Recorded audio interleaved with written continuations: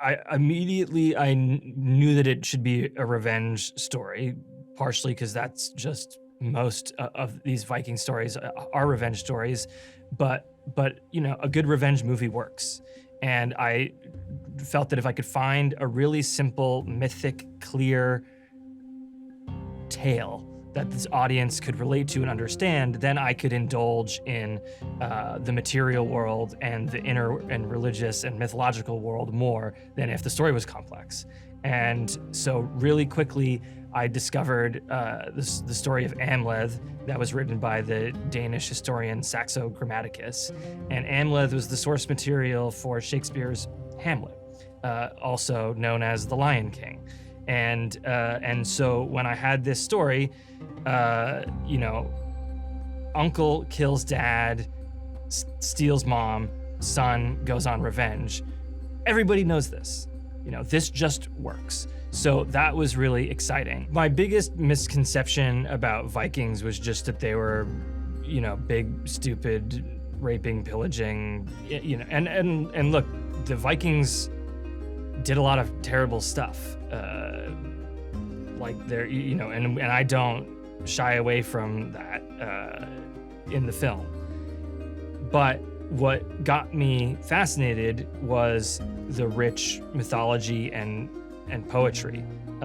As I learned more, even their wood carvings and visual artistic expression was also very inspiring. But I think when you're dealing with these pagans, they're the pagan in the period in our film, who every part of life is an expression of belief, and belief is an expression of every part of life. There is so much beauty in the way that they saw the world. I try to present this mindset, the Viking mind, whatever that is, without judgment. This is their beliefs. It's not my beliefs. It's not your beliefs. This is their beliefs. But even then, in not trying to romanticize their beliefs, I think with the revenge motif, as an audience member, part of you just wants him to get revenge because that's the way these kinds of stories work. But you do ask questions, hopefully, if I've done my job, who's right and who's wrong? And that's one of the cool things about the sagas is they also, as far as the protagonists and the antagonists, there is often gray area there. They are full characters, and so I hope that even in telling this story about a culture who says you must revenge and you're going to be shamed and criticized and everyone's going to hate you and you're a failure if you don't revenge, that we can still wonder if that's the right thing to do. I was incredibly fortunate that Shion, the Icelandic novelist and poet, wanted to work with me. I mean, I don't use this word lightly. He's a genius, not to say that this thing we created together is genius, but he is one. And his understanding of this mythology and culture is just very rich to begin with, even though we did a lot of research. But it was one of the most fun collaborations I've ever had in my life. He has a wonderful sense of humor, and he's also just so incredibly fast. If I have one small idea, he'll then send like 10 ideas based on that immediately. But basically, I wrote a treatment. I went to Iceland. We enriched that together. He wrote a longer treatment, which I gave him notes on. He wrote a longer one. I gave him notes on that. Then he wrote a draft. I gave him notes. And then he wrote another draft, and then I revised that. And then we revised together early on with the first treatment that I sent Alex. They went, it began in Denmark, and then as a Viking raider, as a berserker, Ulfhethnar, he went to Scotland. And Alex said, "Oh, we've seen raiding on the British Isles a lot. Why don't they go to the land of Rus, or modern day Ukraine?" and you didn't have to force me. I love Ukrainian folk culture, so I was incredibly happy that he suggested that, and it changed. Olga became Olga, the Cirrus became what she, all this stuff. So it was very, that was a great addition early on. Amleth is an interesting character in Saxo Grammaticus because he's someone who is playing a fool, which is what Shakespeare really takes advantage of, is someone who's pretending to be mad, which is not what we're doing here. He plays sort of a dullard when he's disguised as an enslaved person on the farm. But I think what we wanted to make Amleth feel like a protagonist in these Icelandic family sagas, who are these kind of anti-heroes. They're often outlaws. We were looking at Native American dances where people kind of transform into bears and wolves, and also war dances from like Polynesia and Africa, and then tried to understand how, there's a few images that we think are Germanic war dances that exist from actually mostly a little before the Viking Age. And so we tried to, how can that influence this static image of a guy holding two spears? And so we worked with our team of core berserkers on this. But and I think it was really one of the most satisfying things and helpful things for Alex was that berserker transformation. Alex has said that he was glad that we didn't do it right away because he had a few weeks to get to know me and Jaren and how we worked better. But after we did that scene where he really just completely lets go and does something I haven't seen him do on screen before, he was just Amleth the rest of the shoot. Like every take is a usable take. He was just, in it. And I think, how can that not be cathartic for you as a person to perform that? I purposefully cast Arthur Novak as young Amleth, who really does look quite a bit like Alex when he was 11 or 12, but also he's a sensitive child, and he seems gentle. So in the initiation ceremony, when he has to now become a man, it hopefully seems quite intense because he seems not ready to be a man, and then he's thrust into this situation. And then to see through his uncle's acts how he has become this beast that is Alex with shoulders up to here, that initiation ritual is a step in that direction. It was lucky for me that the handsomest, famousest, biggest, Nordic actor wanted to do a Viking movie. There's nobody else who could play this role except for Alex, with the kind of complete dedication and believability that Alex brings it. It's just there's nobody else. And I mean, I gotta tell you, in the last act, he feels like he feels like a saga character, just like a true Viking hero, anti-hero, off the page. And it's incredibly satisfying for me to watch. I don't do anything that I am not insanely passionate about because there's just not time in life for it. And it's so hard to make a film anyway. And the approach of trying to do something historically accurate, the great thing for me about it is that everybody knows what we're after. Everybody knows what we're after. We know that we're after this thing. So it aligns everybody. And we also, because we had the Viking historians working with us, like Neil Price and Johanna Katrin Friedrichsdotter, and we also had a lot of people who were working on the film, creating wardrobe and creating props and things, who were part of the living history and experimental archaeology community, who become Vikings on the weekend. So you have a lot of people who have passion invested in figuring this stuff out. And so that makes the other people around them more passionate, And then all of a sudden you have like core background playing enslaved people coming up to me with something that they read, and so everyone gets passionate about like the goal. CC Smith was the stunt coordinator, and it shouldn't have been a surprise to me, but I realized quite early on in prep, like, he's another authorial voice in this movie. I mean, like, when you're doing an action movie, like, that person is a major collaborator in telling this story. And CC was, he's very experienced. Also, his expertise kind of comes in sword fighting. That's what he loves.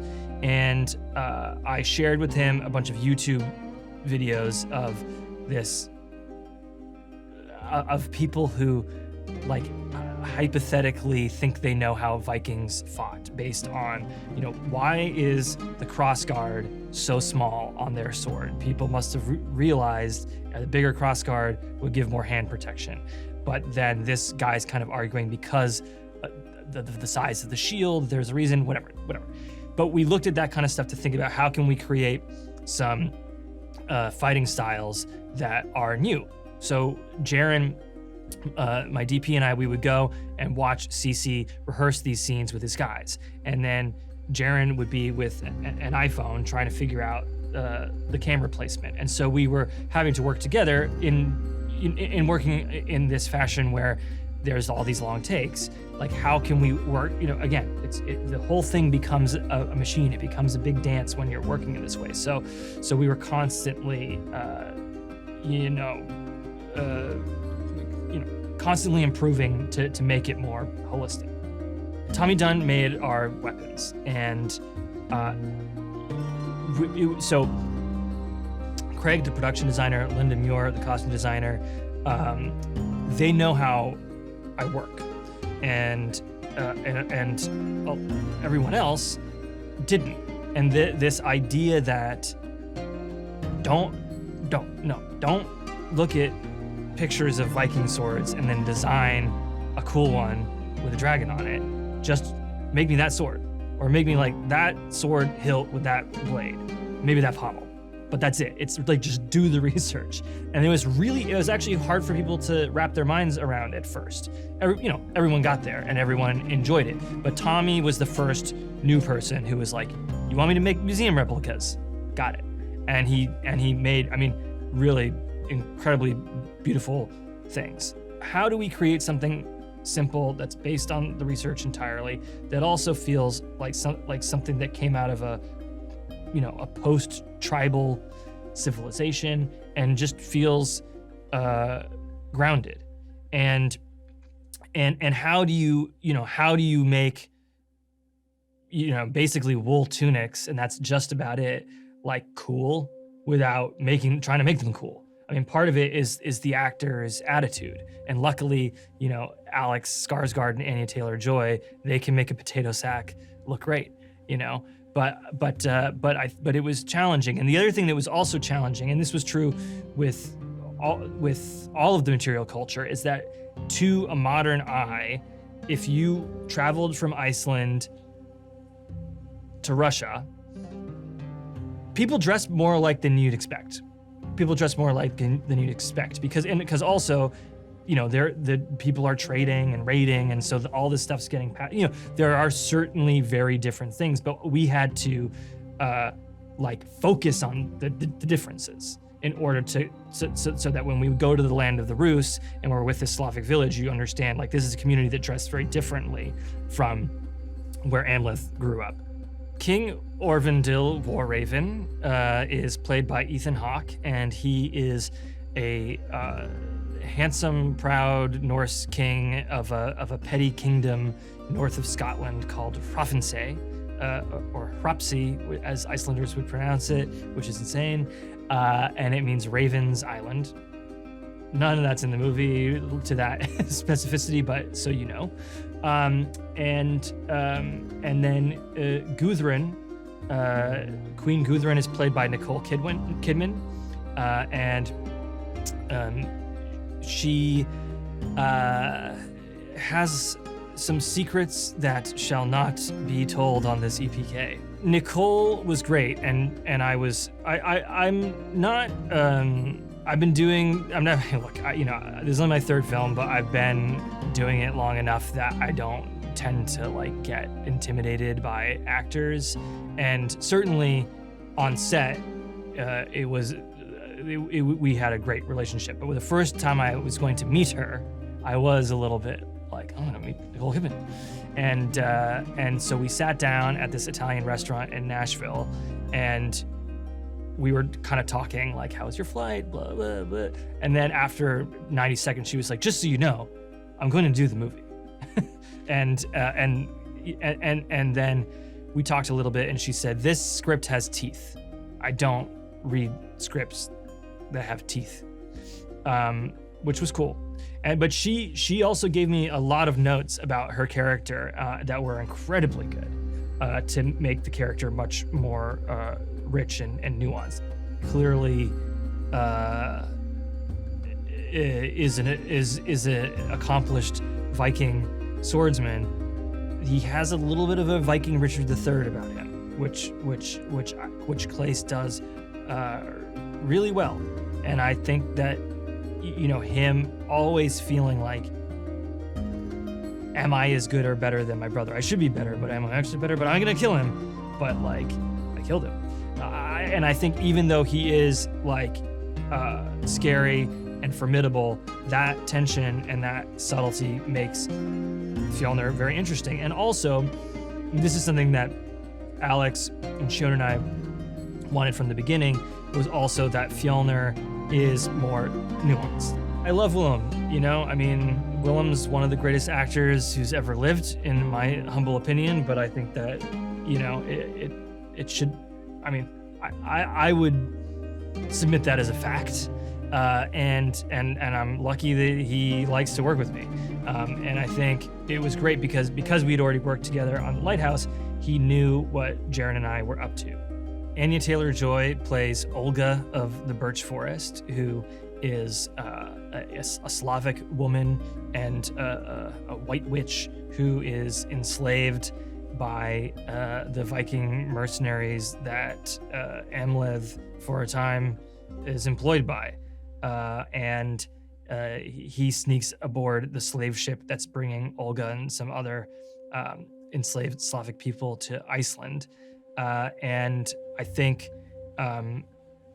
he's intrigued by her powers, and she must wonder, what in the hell is this Viking doing on here, on this slave boat? Like, there's something going on. And I think that then they realize that they can help each other get off this island, and that's which is what she wants. But Alex has some things he needs to get done first, of course. Anya, aside from being, a perfectionist in her work and an incredible actress, who's able to express really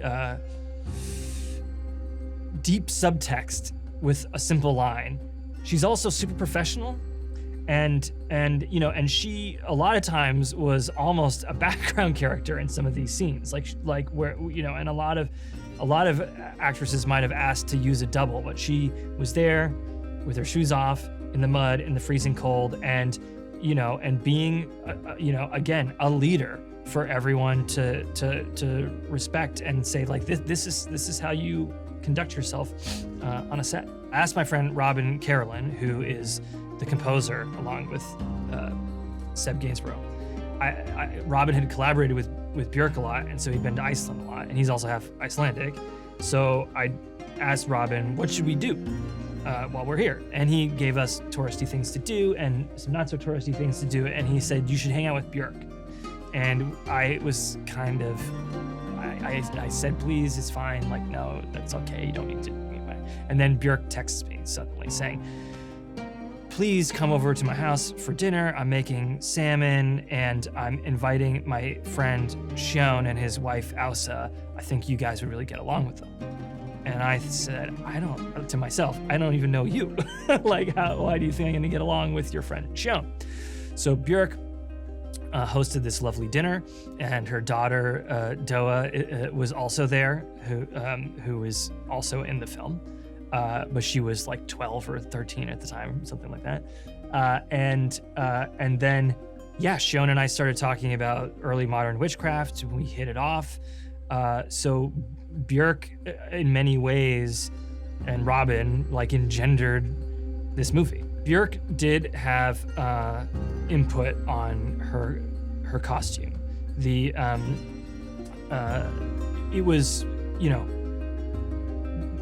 mostly my design and Linda's design, and it is, I will admit, like one of the more speculative costumes. Her sort of dress and the profusion of jewelry is likely quite accurate.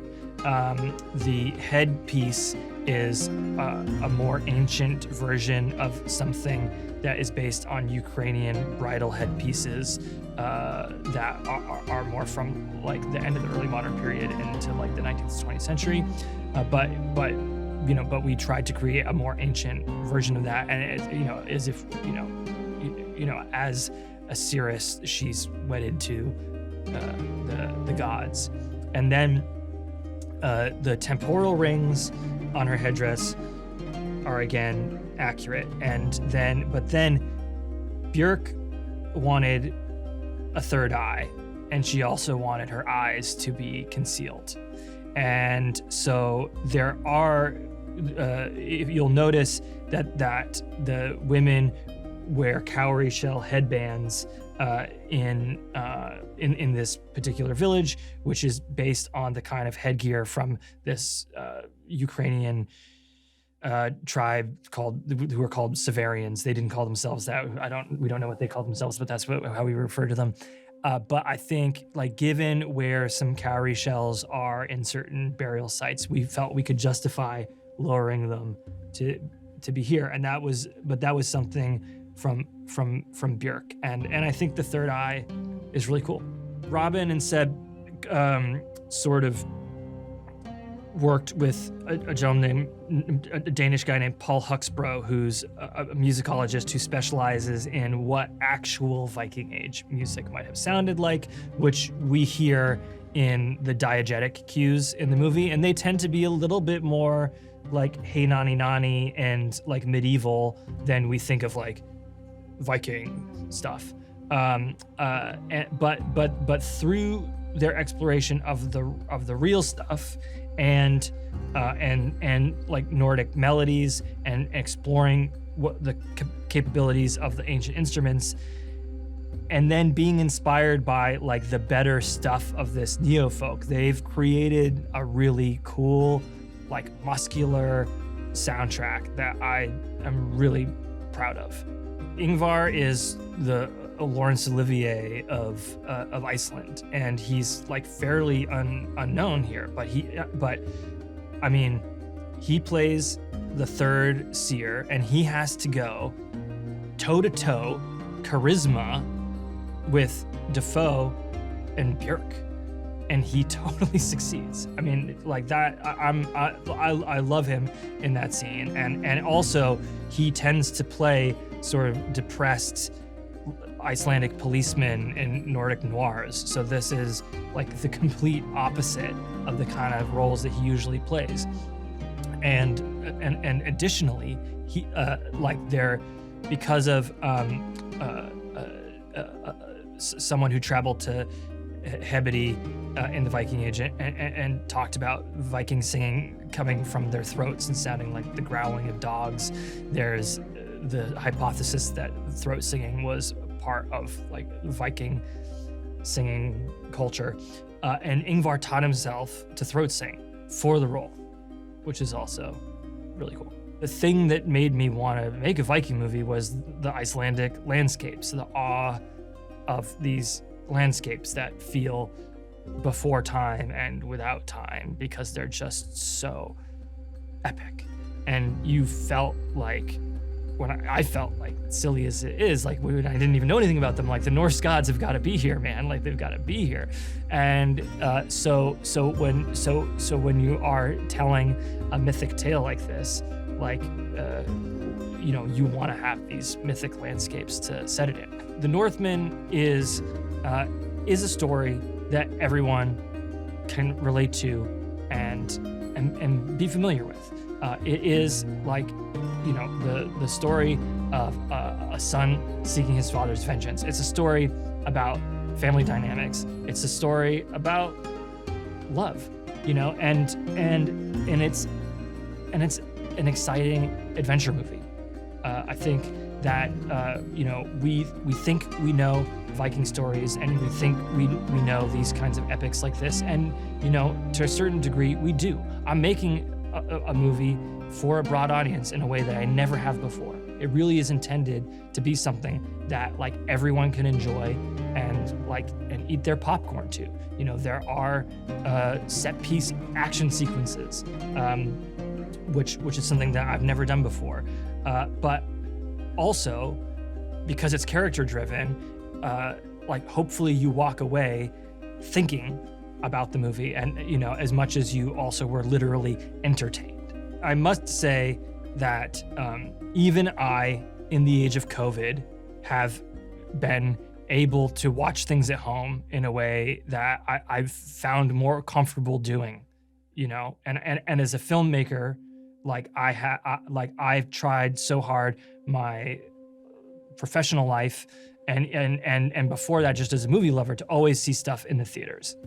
And I know it's hard, but this is a movie you have to see in theaters. Dune was something that I was not gonna see like on HBO Max. And this is it's literally an epic. It's literally an epic. We have these these Icelandic landscapes and these battle sequences, and you need to be transported. You need to be transported to the 10th century. You need to be transported to the Viking Age. And it's not only for the visuals, but the sound, to really be in a movie theater and experience the waves crashing against the boat and the storm at sea. And, without that, you cannot fully experience what this movie is.